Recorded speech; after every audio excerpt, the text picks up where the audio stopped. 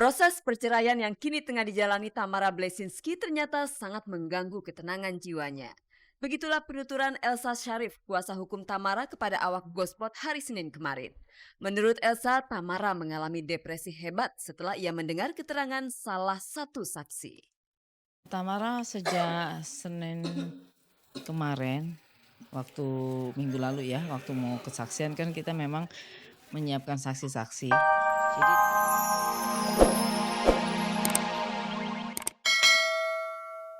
Oleh Cece Kirani. Dengan berjilbab, Cece sangat menikmati kehidupannya. Bahkan rezekinya di dunia hiburan makin melimpah sejak ia memutuskan untuk memakai jilbab. Berkah hidupnya makin terasa ia peroleh terutama setelah Cece melahirkan anak pertamanya. Seneng banget, Masya Allah. Ini anugerah yang luar biasa yang Allah berikan pada kami berdua gitu. Nikah, langsung hamil, langsung punya anak tahun ini juga. Kan sekarang banyak banget nih sinetron yang religi temanya, dan kita sebagai orang yang sudah berjilbab, teman-teman kami juga, teman-teman saya juga, sahabat-sahabat saya, buktinya mereka masih main sinetron gitu, eksis gitu, dan saya juga alhamdulillah masih tetap jadi presenter agama gitu. Jadinya kayaknya gini deh, jangan menghalangi, jangan jadi halangan. Setelah berjilbab, Cece harus memilah-milah peran jika disodori tawaran untuk membintangi sinetron. Ia berprinsip Tuhan sudah mengatur rezeki manusia. Kesuksesan serupa juga dirasakan Inneke Koesherawati meski telah berjilbab. Inneke masih kebanjiran rezeki, bahkan ia menjadi bintang iklan salah satu produk kecantikan. Jilbab tidak jadi hambatannya untuk berkarya. Tapi sayangnya ada satu rezeki yang saat ini belum kesampaian. Sejak menikah selama 2 tahun, Inneke belum juga diberi momongan. Kerinduannya itu kembali tergugah setelah kemarin ia menjenguk Cece Kirani di Rumah Sakit Mitra Kemayoran. Bukan ingin sekali, semakin ingin sekali ya, apa tuh jadinya. Semakin memperkuat keinginannya gitu. Tadi kan ingin, cuma biasa aja lah gitu kan. Cuma ngeliat gitu, aduh kapan. Udah gemes banget gitu, cuma sabar ya kan, orang sabar kan sayang Allah ya. Gue kan belum dikasih hidayah, jadi gue belum pasrah, gue belum ikhlas gitu. Jadi gue sendiri masih takut, bukannya orang langsung ngomong ngasar lu nggak dapet kerjaan, bukan. Gue sendiri belum yakin sama Allah kalau gue bakal dikasih kerjaan gitu.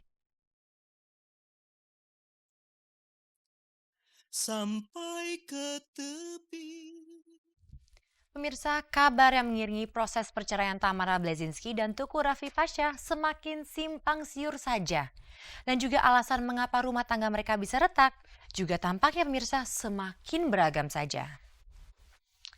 Dan ternyata pemirsa, akibat kesimpang siuran ini, Tamara Blesinski melalui kuasa hukumnya Elsa Syarif mengatakan bahwa Tamara sangat-sangat terpukul. Dan siapa yang akan menduga bahwa Tamara ternyata terkena depresi berat. Seperti apa kondisi Tamara sekarang? Pemirsa, mari kita tanyakan langsung kepada Elsa Syarif, sarjana hukum.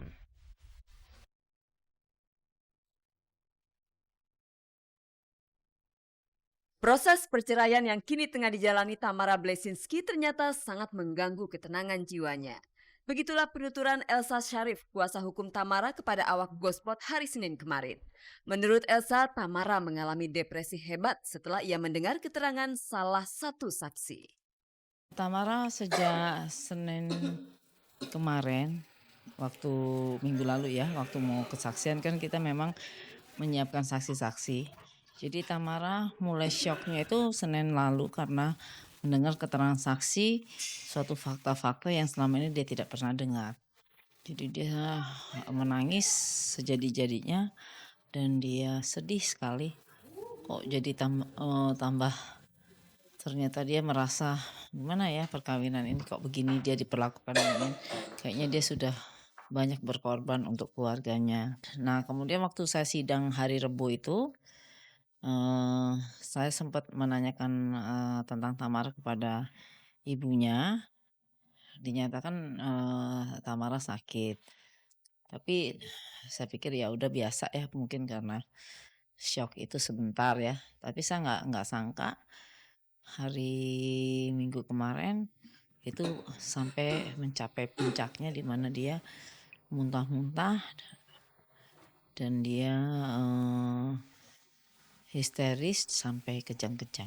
Akibat kesedihan yang begitu dalam, Tamara terpaksa harus istirahat total sampai-sampai ia harus diberi obat penenang.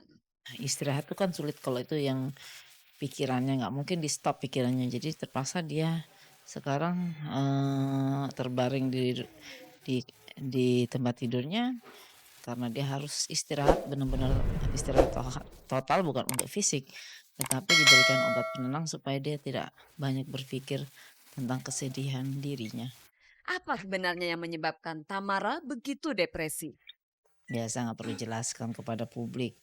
Biarlah orang lain bicara apapun di publik, yang penting cintanya Tamara kepada anaknya, sehingga dia rela berkorban perasaannya apapun demi Rasya, sehingga dia pendam semua kepedihan hatinya. Jadi itu mungkin yang menambah beban mental dia sehingga dia bisa depresi demikian. Jika Anda mengikuti perjalanan cinta Tamara Rafli, Anda mungkin akan beranggapan bahwa masa pacaran mereka yang instan merupakan salah satu penyebab ketidakharmonisan rumah tangga mereka.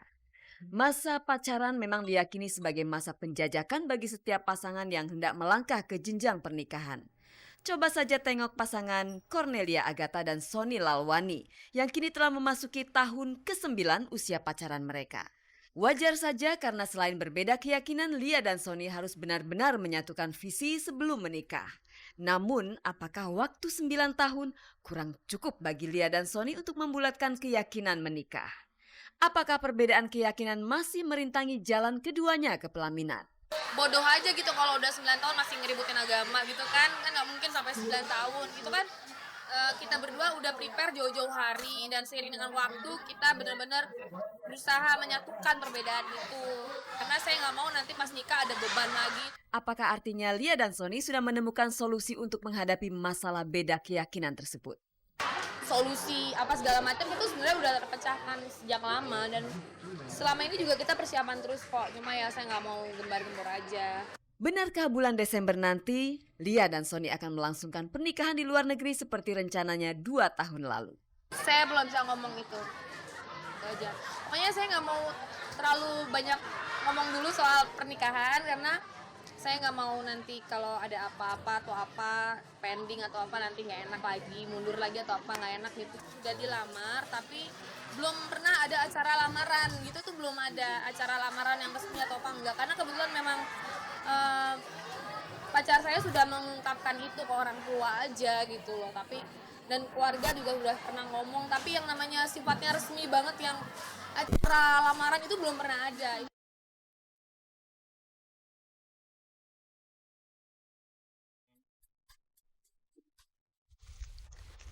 Pemirsa, terlalu mencintai atau terlalu membenci seorang sangatlah tipis bedanya. Pemirsa, semenjak hari Kamis malam yang lalu, pelawak Lesus terbaring lemah tidak berdaya di Rumah Sakit Pusat TNI AU. Nah, kabarnya ini Lesus terkena stroke ringan dan hingga saat ini tidak bisa dibesuk. Lalu bagaimana kondisinya sekarang? Pemirsa, mari kita simak beritanya.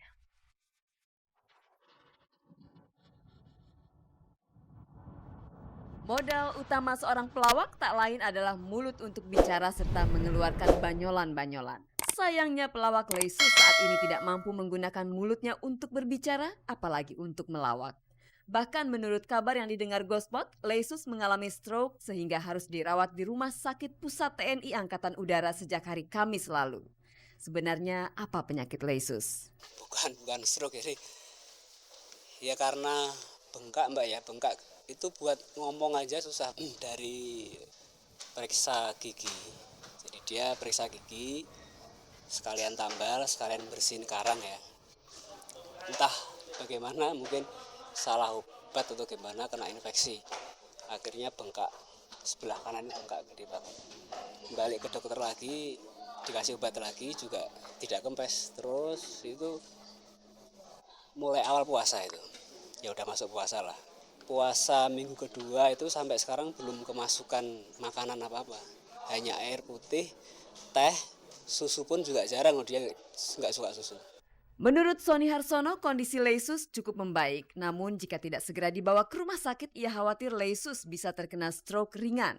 Ada kemungkinan kalau misalkan tidak segera dimasukkan ke sini, Tapi begitu masuk ke sini ya ada perubahan itu Mbak. Cuman ininya ini loh yang belum bisa kempes. Pipinya masih bengkak. Jadi untuk ngomong, untuk makan aja sampai sekarang belum bisa.